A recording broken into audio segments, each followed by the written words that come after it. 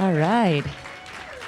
Thanks all. Good afternoon. I was hoping for a different walk-in song, but that one was, I think that really set the stage. Never Tear Us Apart from our leases. Is that?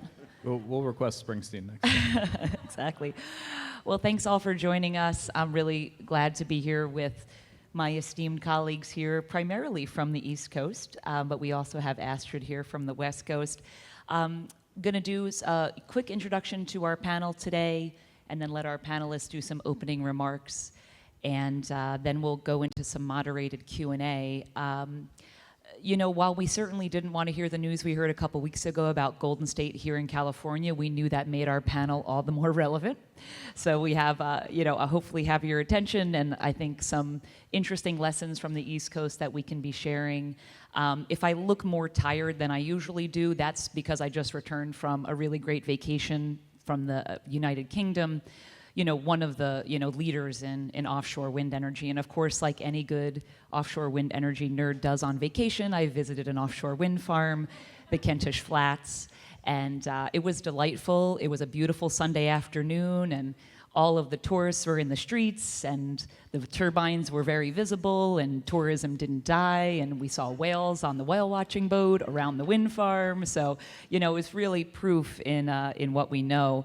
But, just as we learned so much from the European experience on the East Coast, we hope to be able to impart some lessons to the West Coast from the East Coast, and that's kind of what I was reflecting on during my time in the UK. I'm from the Special Initiative on Offshore Wind, and we've been working on market and policy, regulatory structure and reform for about 15 years for offshore wind in the US, primarily on the East Coast. And when, Trump took office about a year and a half ago, I guess it's important that we all remember that offshore wind was in a really challenging place to start with. We were having issues with our procurement mechanisms, permitting was a challenge. There really are some evergreen issues that we had been dealing with in offshore wind. And we spent a ton of time scenario planning. What would happen if Trump were elected? What were the worst case scenarios? And I think we can comfortably say that they were much worse than anything we scenario planned for. Part of the challenge with this administration, I think most of us anyhow assumed that there would be some adherence to laws, to standards, to norms. However, that has not happened, and that is in the offshore wind space, and of course, in our larger society.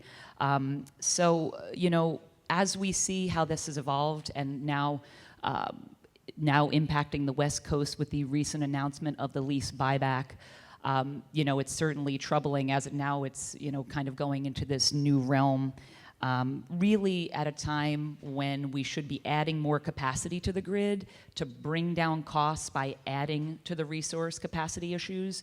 We're instead using taxpayer dollars to buy out those electrons, and it's really a disturbing trend. We have some great panelists today. I think at least two lawyers, officially lawyers, here up on the panel to talk to you today about some of the challenges and some of the lessons learned. I'm going to turn things over to our first panelist directly to my right, Josh Kaplowitz, to kick it off. Thanks, Kris. I was thinking about the time I forced my 12-year-old to climb to the top of the Middelgrunnen wind farm when we took a trip to Copenhagen. So I'm a big proponent of offshore wind tourism, which we need more of in this country. So I'm a lawyer. I'm an environmental lawyer at Troutman Pepper Locke, and I'm going to do a bit of a deep dive into the headlines that Liz led with and talked a little bit about in her keynote. And I really come here in praise of litigation as really an indispensable tool for the offshore wind industry and its allies to use offensively to protect this industry. Up until January of 2025, just to throw out a random date, the shoe was on the other foot. Offshore wind, like any new industry, was in the crosshairs of NIMBY groups, and in the case of offshore wind, commercial fishing interests, largely funded by fossil fuel dark money. Developers pretty much had an expectation that if they proposed a project and it got permitted, they were going to get hit with a lawsuit. It's essentially a cost of doing business in the United States. But the good news is that offshore wind has won all of those suits so far, really on a virtually unbroken win streak. And the reason is because these projects, as I think Brian is going to talk about a little more, were permitted at really the most rigorous level of any industry in the country. And so their permits held up. But everything changed, again, January of last year, when the federal government essentially switched teams. And instead of defending these permits, they embarked on a relentless and, I would say, lawless effort to target an American industry. And these efforts really took, I would break them up into three categories. You had the stop work orders going after projects under construction. You had these sort of programmatic executive actions that were designed to sort of target the entire permitting and regulatory process, and then you had efforts to take projects that had approvals but had not started construction, and essentially try to claw back those permits. So they did all these things, and it took a while. Let's be honest with ourselves. It took a while for offshore wind industry and really the renewable energy industry generally to take it to the courts. And I want to just reflect for a second on why that might be. I think that there's a widely held belief within the renewable industry that there's sort of this fork in the road and this choice between confrontation and collaboration, and that lawsuits feel provocative and that they undermine the ability to collaborate and persuade. I would add to that renewable energy, I think, because it has its roots in collaboration with the NGOs and other stakeholders, that there's a sort of ethos of working together to solve solutions rather than just putting up your fists and fighting. A lot of companies with roots in Europe where they just don't have the kind of adversarial lawsuit happy culture that we enjoy in this country. And then, to be brutally honest, a fear of retaliation. But I would argue that this is a false choice, and I've argued this over and over and over again, and I will say it again today. Being willing to sue and to protect your rights shows that you're a real industry ready to go to the mat to defend your rights. Just think of the mature industries that don't hesitate to go to court. The fossil fuel industries, financial services, healthcare.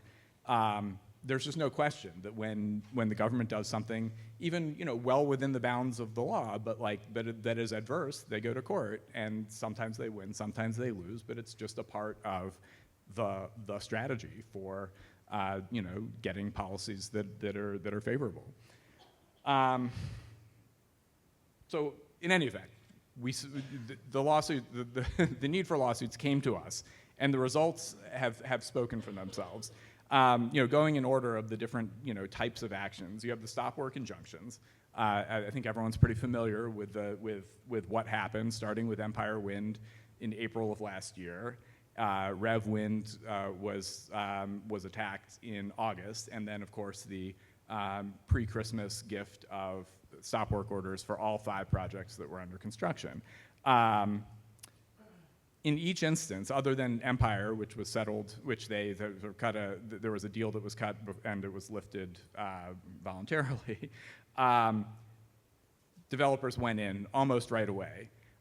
They sought injunctions. They argued that these stop work orders were arbitrary and capricious under the Administrative Procedures Act, which is the bedrock law that dictates how the federal government makes decisions. And that they lacked because they lacked a cogent explanation. They failed to consider the billions of dollars of investment made in reliance on those permits and approvals, and the catastrophic harm that they were suffering every day that those projects were stopped. And they swept all 5. 5 projects, 4 different judges in 3 courts, judges appointed by 2 political parties, and 1 result, which was just complete victory. So now you have 2 projects. So you have 2 projects that are complete now, and the other ones are speeding, head first, full steam ahead to completion. The second category is these programmatic efforts. You'll remember the wind presidential memorandum on day 1, freezing all permitting for wind, both offshore and onshore. Lawsuit got filed in May of last year. In December, enjoined. But because it took so long, in the interim, the government came out with, the administration came out with a litany of other anti-wind and then also anti-solar actions. So we had to file another suit in December of last year and got an injunction in April that also undid all of these. We challenged, I actually was fortunate enough to represent the 8 trade associations, regional trade associations that brought this suit. And we got vacated 5 different agency actions, including a memo, if you'll recall, back in July, that basically required for the Department of Interior every single, not just like final decision, but interim decision to be reviewed by the Secretary of Interior and all sorts of senior political appointees.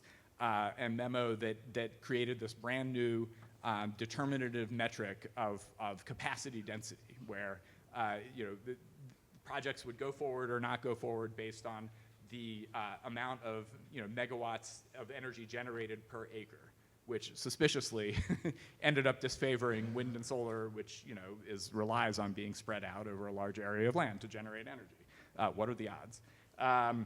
And then, perhaps most importantly to folks in this room, there was a legal memo that came out that was also vacated that interpreted the Outer Continental Shelf Lands Act, the statute that determines, whether that sets the legal standard for approving offshore or disapproving offshore wind farms, and just interpreted that statute illegally, as it turned out, to basically guarantee that every project would be disapproved.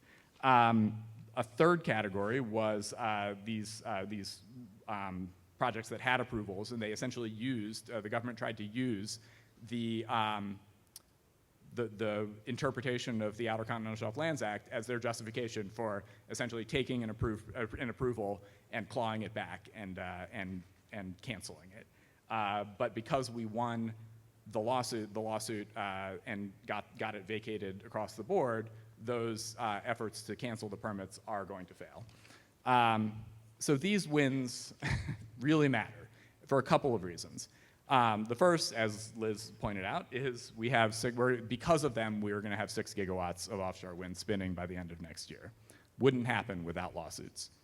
The second is that this next wave of projects that Liz also talked about is going to keep their permits. And so hopefully they will be ready to go, put steel in the water as soon as we have a new administration.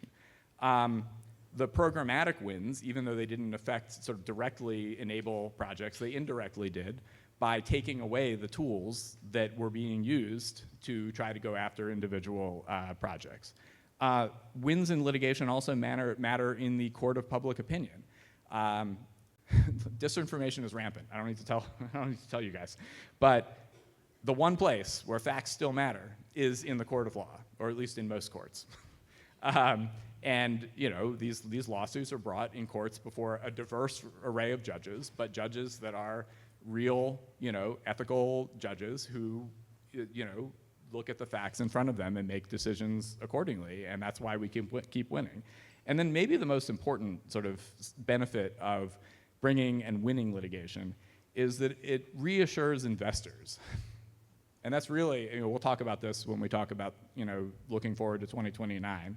But investors looking to, finance projects need to feel like the rule of law still matters in this country. And winning lawsuits helps facilitate that. So I will stop there. Probably went a little bit long, but thanks for that level setting, Josh. Really helpful. Really so many great points there. Want to turn it to our next panelist to give some brief opening remarks to Astrid. Thank you, and good afternoon, everyone. My name's Astrid DuBois, and I am the policy advisor with Brightline Defense. I know our executive director, Eddie, spoke earlier, but just briefly, Brightline Defense is an environmental justice organization, and we work locally in San Francisco, but then on policy issues, across the state and more broadly. And the reason, we got into environmental justice work for offshore wind is because of the opportunities that, this industry can really afford communities. And there's a lot of transformational benefits with something at scale. And so our interest is really, how do we empower the communities that will be impacted while building sustainable environments? And so when we're facing the climate change crisis, the communities that are most impacted, are communities of color and communities of low income.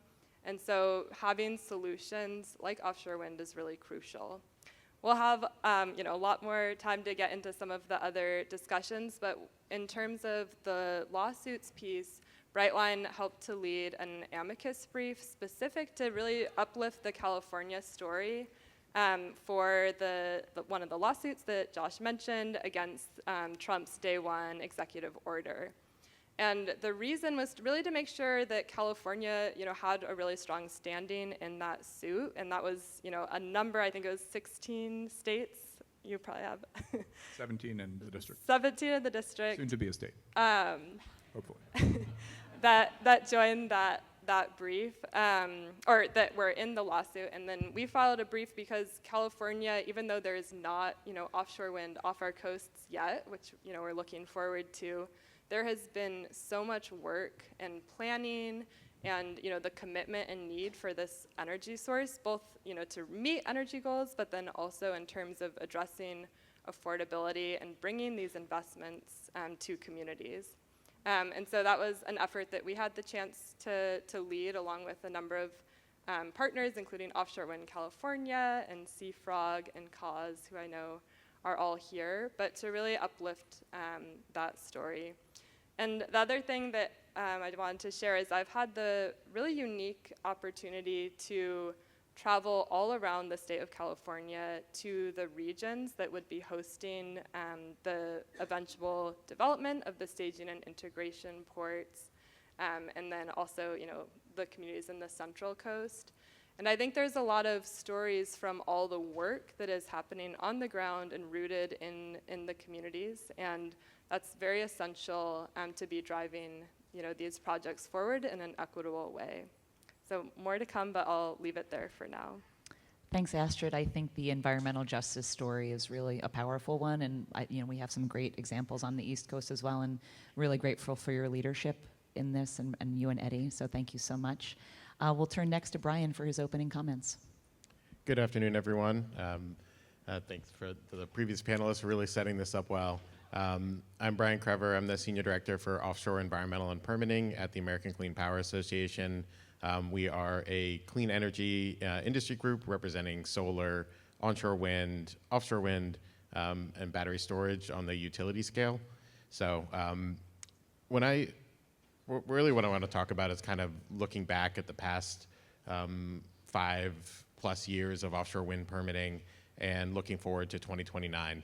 And when I think about the rigorous permitting process for offshore wind and where the industry is today, I think about a quote from the movie No Country for Old Men, and it's kind of said by a character who is a little bit crazy, so we'll put that aside for a second. But he says, if the rule you followed brought you to this, of what use was the rule?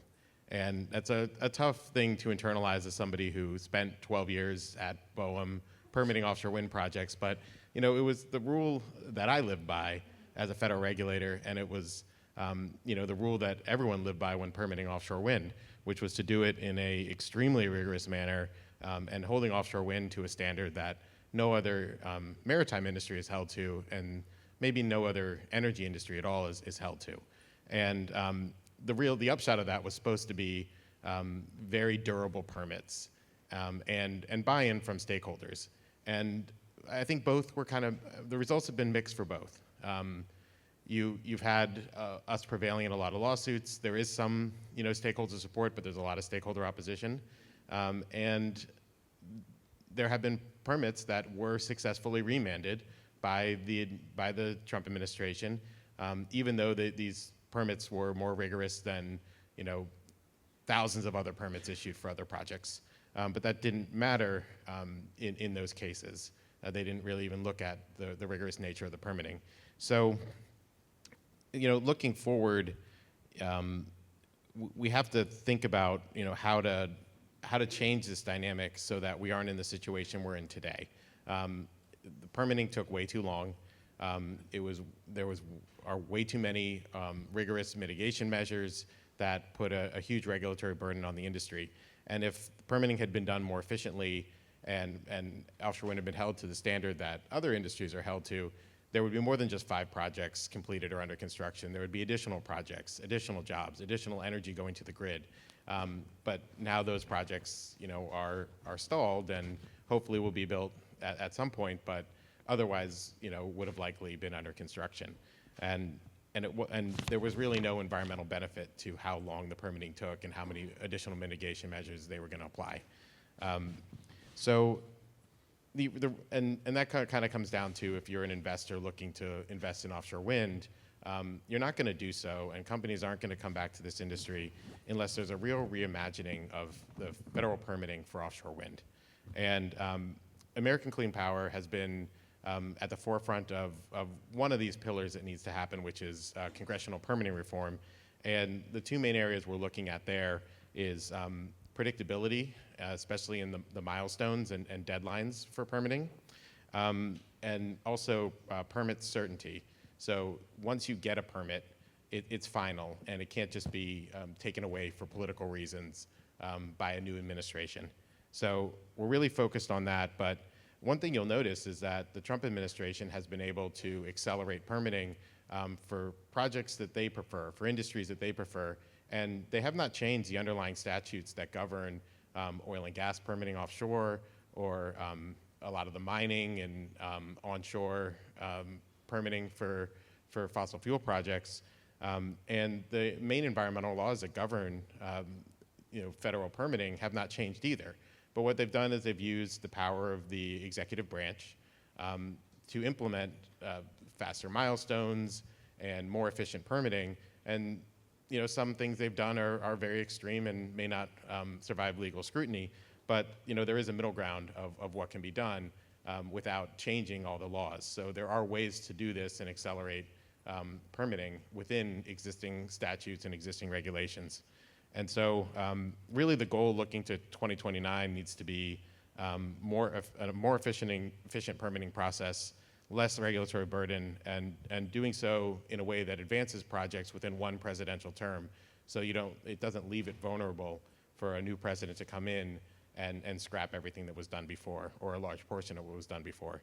And so really the shining star needs to be, how can we adjust the federal permitting process so that it's something that companies will want to reinvest in. And offshore wind is something that an investor can see and look at the process and say, this is something that I can buy into and have the certainty that if I enter this process, I'll get a fair hearing, and if I get a permit, it won't be just arbitrarily taken away. Another thing that I always want to mention that we need to be looking at is alignment with state procurement needs.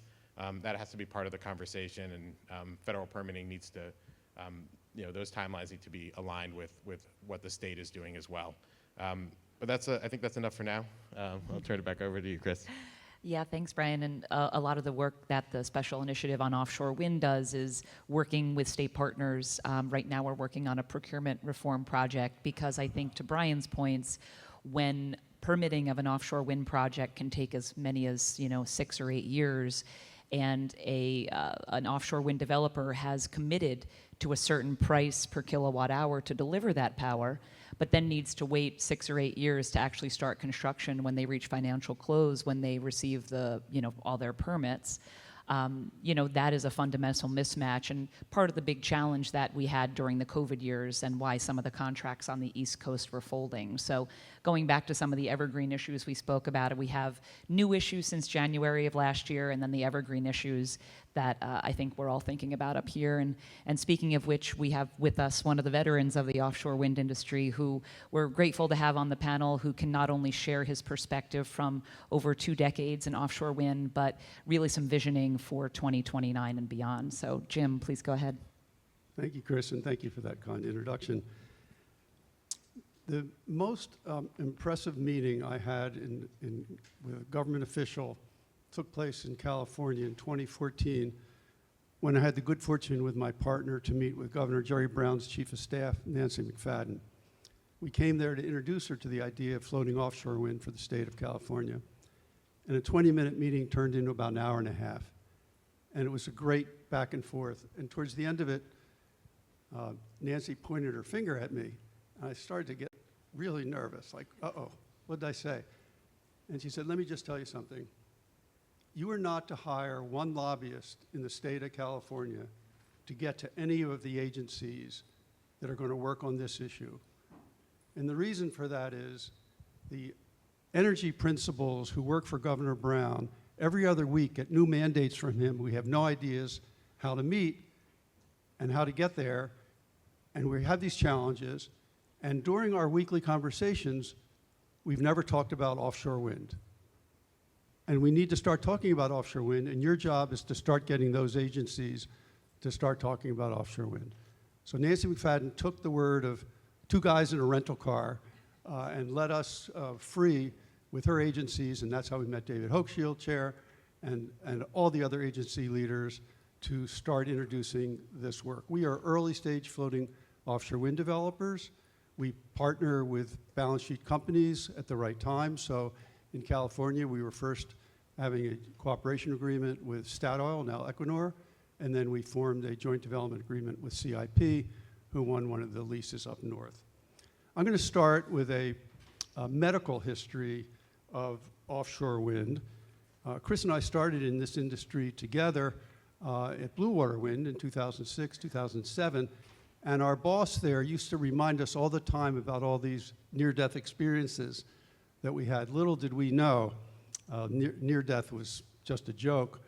And then in 2025, Josh talked about it, our industry flatlined, 5 stop work orders.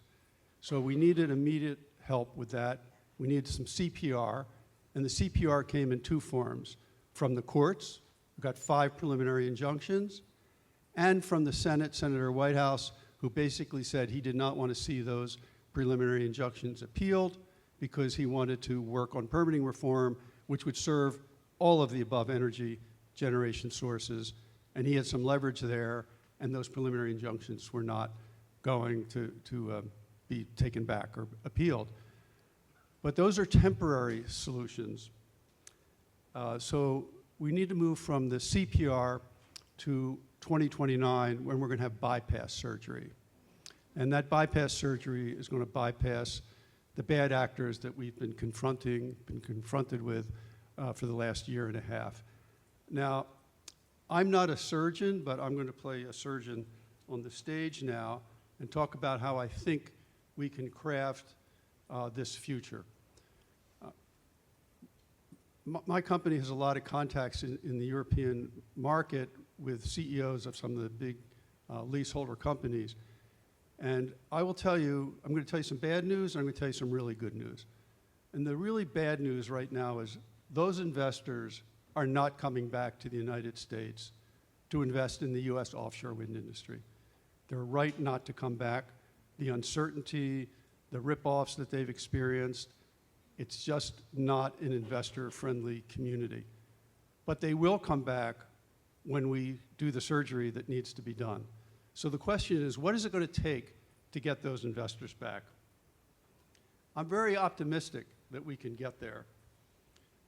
It's going to take a lot of work, and that work has already begun, and it's going to have to continue through the election in 2029. And that work's going to focus on at least 3 or 4 pillars. Brian talked about permitting reform. There's leasing reform. There's tax reform. I think there's project finance reform that have to take place. And that's going to require a really big table of people to work together with to find out what are the optimal outcomes. We have to keep checking it with the investors, with the bankers, to make sure that this is a tenable outcome that can serve the interest for a long, sustainable period of time. So the work that my company did right after we exited California was introducing floating offshore wind in the state of Michigan and the state of Illinois. Lake Michigan's a really deep lake. It's really big. We can build projects, freshwater, so we get ice. BOEM doesn't have a role in it because the lake beds are owned by the states, but there still are some federal permits. When President Trump was elected, we pivoted from that early stage development to looking at this question of how to build a sustainable industry post this administration. And we're bringing together a large group of stakeholders who are going to help inform what these questions and what these answers are. We don't pretend to know very much about it. We know enough to ask some of the questions. We don't know the solutions.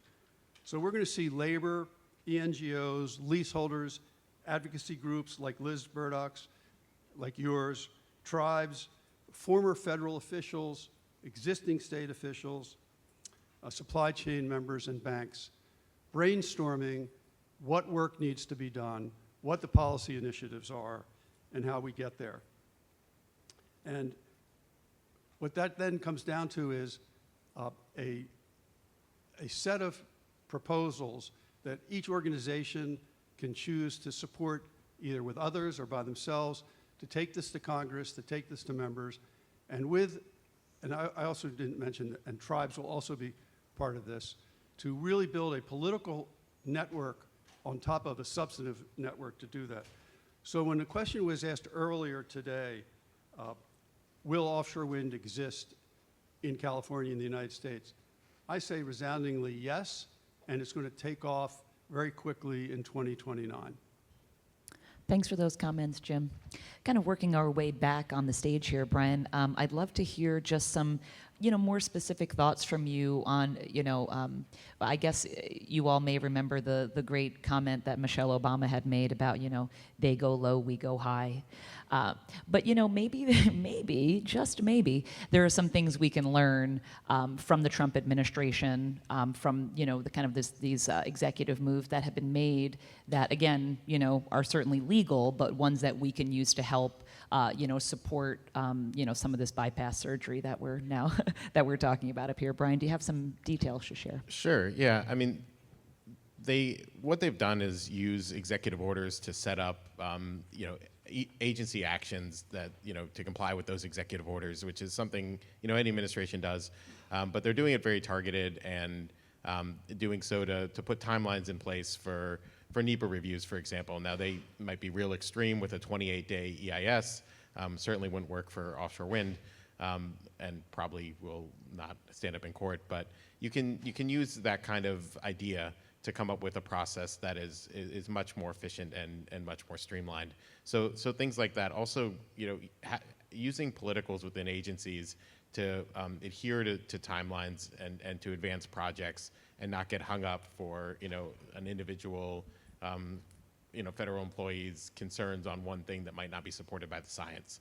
So really keeping agencies on track, adhering to deadlines, communicating, and using the power of the executive to do that. I think those are some, in the interest of time, those are some of the quick, very high-level things that could be done. But I think what needs to be done is really looking at everything they've done, which we are categorizing, and we have lists of every single action they've taken that is in preference of their preferred energy types, and then seeing how those hold up and how efficient they are and what can be applied to renewables in the future. And what is the current status of permitting reform at the congressional level, Brian? It is being talked about. It's still alive. It seems like something that everybody wants, but the devil's in the details, and I think the members want to ensure that it's not just a giveaway to one energy type, and that it really is something that benefits all of the above. So there's language going around. ACP is fully engaged on trying to help inform the language and make sure it's something that works for the industries we represent. Astrid, on Jim's point about coalition building, something that you used very effectively in the amicus, was wondering if you could maybe share a little bit about the lessons learned from that process, the coalition you built in California, and how you kind of see using that coalition moving forward in legal challenges. Definitely. Thanks for the question. And just to share for the amicus brief, we were working in partnership with City Attorney David Chu in San Francisco, who also, as folks know, helped lead AB 525. And the coalition we ended up building was much broader than environmental justice, and I think that's something that is so crucial when we're weathering attacks like this against an industry, is having such broad stakeholders coming to the issue from different perspectives and with different goals perhaps in mind, but being able to unite. And so I'm not a lawyer, but the lawyer that we worked with said that in his experience, it was really impressive to see how much excitement there was from diverse folks to join this effort. And so this goes beyond, the amicus, but we had industry, we had organized labor, we had the community choice aggregators, environmental justice, broader conservation groups, all really excited to come together in this effort.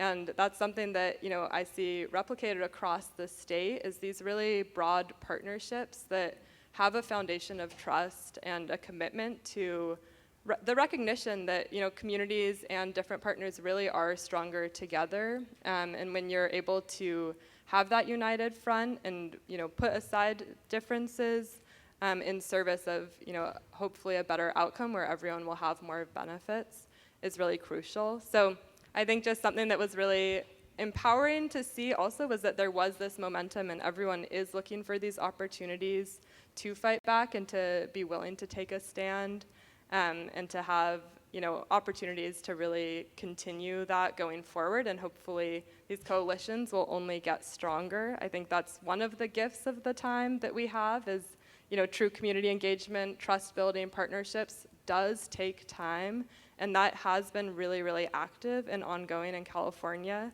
And as someone who's traveled to the different regions, I feel like it's been very impressive to see that. And so hopefully those efforts, the amicus is one example, but we'll continue onwards and be ready, to pick up quickly again in 2029. And I have another sort of spin on the coalition. The coalition building can happen in many forms. And another opportunity I think there is right now, which I think, Brian and others have taken advantage of, is this idea of building coalitions across industries. Because we're at this moment where I don't think what this administration is doing serves anyone. I work in not just offshore wind, but in other industries, and people talk about the offshore wind playbook, and not in a good way, in a very fearful way of, oh, okay, so this is how it's going to be, and people are taking notes, and maybe in the next administration, some people will try to launch that playbook for the same industries that at least putatively are ones that this administration supports, and I would call on a sort of broad coalition of industries to stand up and say, hey, like, if you want investment, like, the rule of law matters, and we have to understand that corruption, even if you might today benefit from that, is ultimately going to undermine the entire investment landscape in this country and make it harder to attract capital. And so this cannot be the playbook. It can't be the playbook going forward. It's bad for everyone. It's certainly bad for the energy transition, any effort to build the kind of infrastructure that we need to solve the big problems in this country. And so, I would like to see a broader group of people, not just behind closed doors, but publicly saying, like, stop it. We need the rule of law. We need predictability.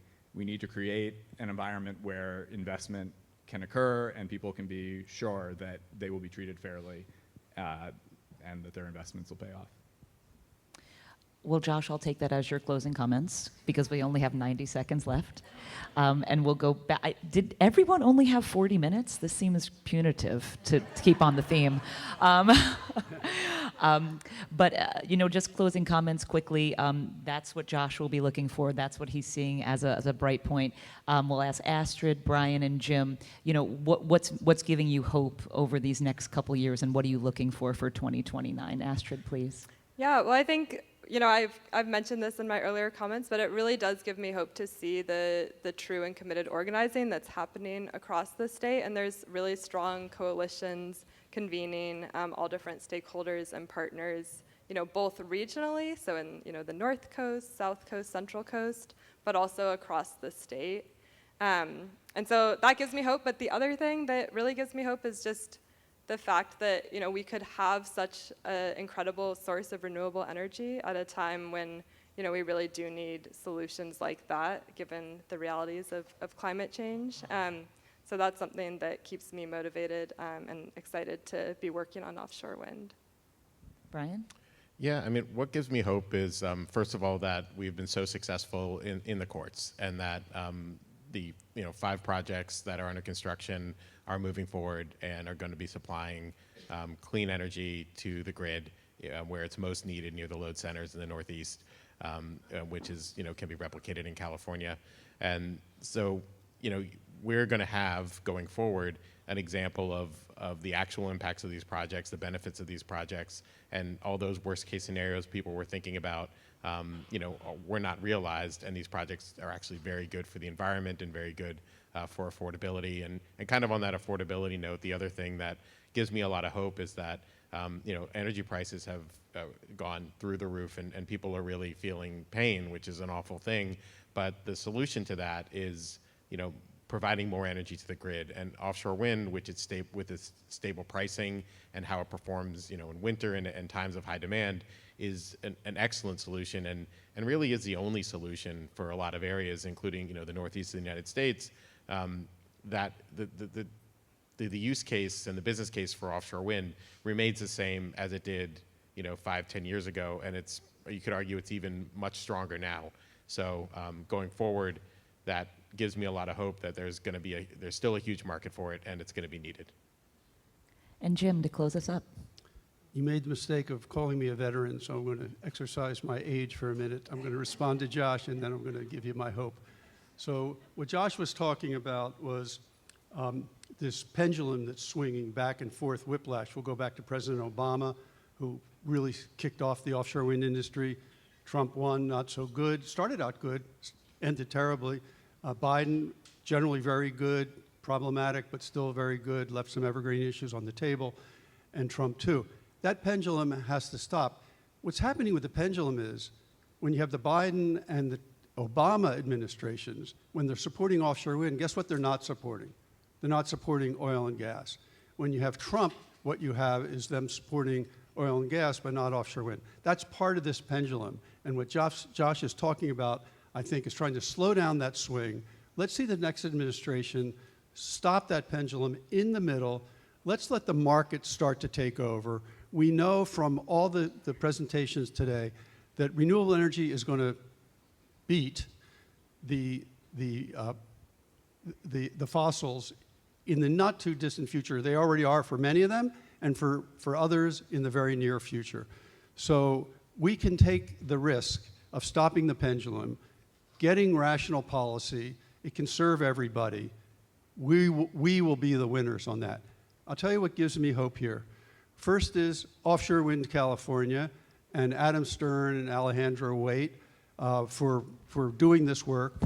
You guys being here today, it gives me hope, because it's going to take all of us and all of our friends and neighbors and our members of our groups to fight this fight and prepare for it for 2029, when we have to come out fully prepared and ready to go. Thank you. Couldn't ask for a better closing. Please give them a hand. Thank you so much, everybody.